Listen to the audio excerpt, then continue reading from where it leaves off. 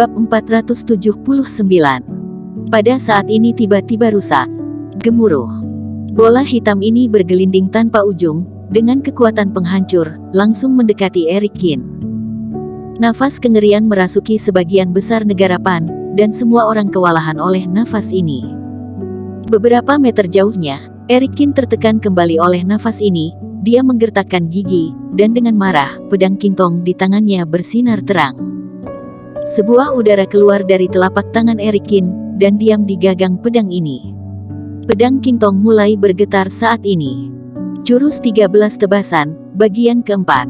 Teriak Erikin, cahaya pedang yang besar muncul dari pedang Kingtong. Seluruh pedang panjang, menghancurkan dengan ganas, pedang Kingtong keluar dengan kekuatan yang besar, dan pergelangan tangan Erikin gemetaran begitu hebat. Cahaya pedang dengan cepat mengenai bola hitam sampai musnah, tetapi gagal menghentikannya. Erikin menggertakkan gigi, dan dia mempersiapkan jurus 13 tebasan bagian kelima. Tetapi pada saat ini, terjadi sesuatu yang mengejutkan orang, pedang Kingtong di tangan Erikin putus. Wajah Erikin tiba-tiba berubah, dan di bawah kekuatan yang luar biasa ini, pedang Kingtong benar-benar terputus. Gagang pedang masih dipedang di tangan Erikin, tetapi bilahnya jatuh dari ketinggian, dan jatuh ke tanah. Wajah semua orang berubah menjadi sangat jelek, bahkan senjatanya putus. Bagaimana cara menghadapinya? Mereka berlari ke arah bilahnya, dan seseorang mencoba menariknya, tetapi diketahui bahwa bilahnya sangat panas, dan tidak dapat disentuh sama sekali. Lingungi pedang ini. Ada seseorang berteriak. Seketika, dan dengan spontan semua orang mengelilingi pedang Kingtong itu. Gemuruh. Bola hitam masih menggelinding ke depan, dan nafas yang mengerikan semakin kuat. Erikin menggertakkan gigi, dan dia melemparkan pedang yang di tangannya, lalu mengepalkan tinju. Dia menggunakan tubuhnya untuk melawan.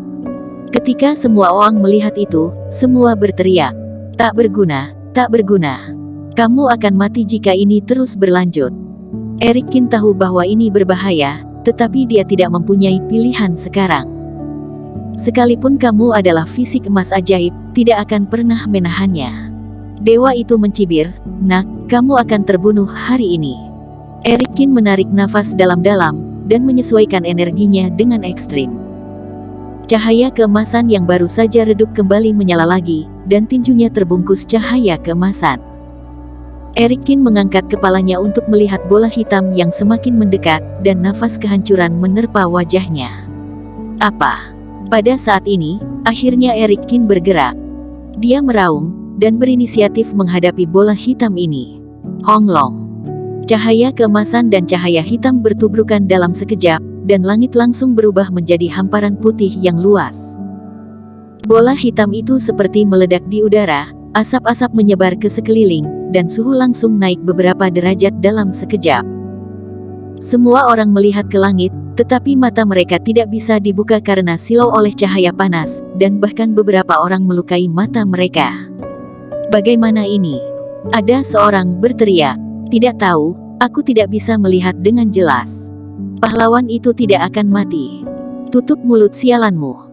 Dan pada saat ini, ada sesosok jatuh dari udara. Peng! Sesuatu menghantam ke tanah dalam sekejap, pecahan-pecahan yang padat bertebaran ke sekitarnya. Orang itu adalah Erikin. Tubuhnya hampir hancur total, cahaya keemasan di tubuhnya hilang, hanya tersisa darah yang merah.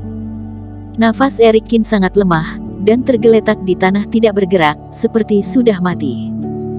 Orang-orang di sekitar cepat-cepat berkumpul, mereka bergegas di depan Erikin, dan berteriak dengan cemas, "Bagaimana denganmu?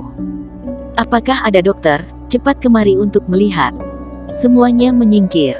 Pada saat ini, Davison Su seperti orang gila menerobos kerumunan, dan bergegas kemari. Dia memeluk tubuh Erikin, dan berteriak dengan putus asa, "Tuan, bagaimana denganmu? Kamu jangan menakutiku." Erikin memejamkan mata, dan tidak berkata apa-apa. Davison Su mengertakkan gigi, dia mengangkat tangannya, dan meletakkannya di dada Erikin. Hembusan energi mengalir keluar dari pergelangan tangannya. Tetapi tubuh Erikin seperti dibelenggu, energinya sama sekali tidak bisa masuk. Tiba-tiba Davison Su panik. Dia telah mengikuti Eric Kin melalui pertempuran yang tak terhitung jumlahnya, dan Eric Kin tidak pernah seperti keadaan ini sebelumnya. Tuan, kamu segera bangun, teriak Davison Su dengan cemas. Hehe, tidak ada gunanya.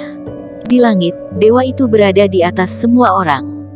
Dia memandang semua orang, dan berkata dengan ringan, tidak ada yang bisa hidup di bawah kehancuranku. Awan kabut tinggal di hati semua orang, dan tidak ada orang yang berani berbicara. Kalian semua adalah bangsaku, aku juga tidak tega membunuh kalian. Kata dewa itu dengan ringan, berlututlah, dan menyerah, aku akan mengampuni dosa-dosa kalian. Suaranya bergema, tetapi orang-orang terdiam. Pergi kamu dewa sialan, kamu pikir ini apa? Jelas-jelas kamu adalah iblis. Pada saat ini, ada seorang pria tidak bisa tahan, menunjuk ke arah dewa dan berteriak. Iya. Dewa itu mencibir, dengan sentuhan jarinya yang ringan, pria itu tiba-tiba jatuh ke tanah.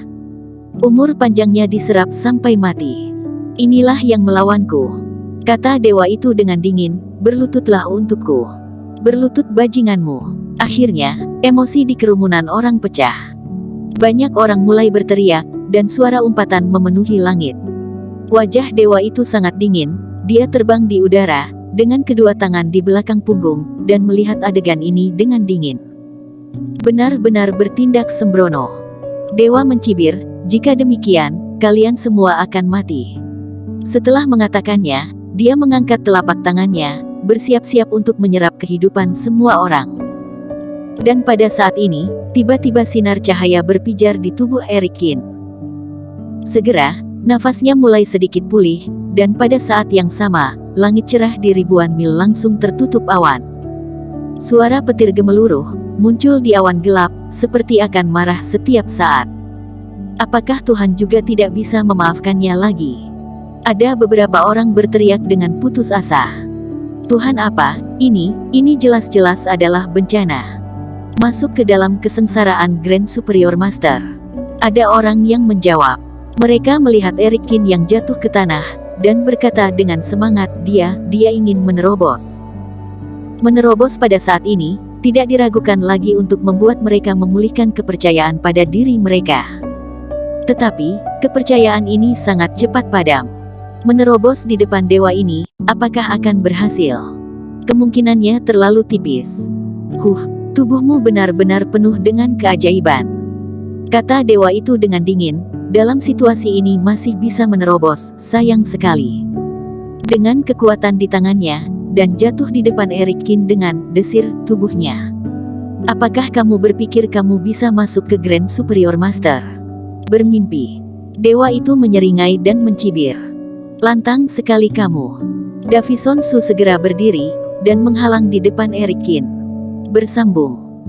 Terima kasih telah menonton video ini sampai akhir. Jangan lupa subscribe dan nantikan kisah episode selanjutnya hanya di Novel Story. Salam.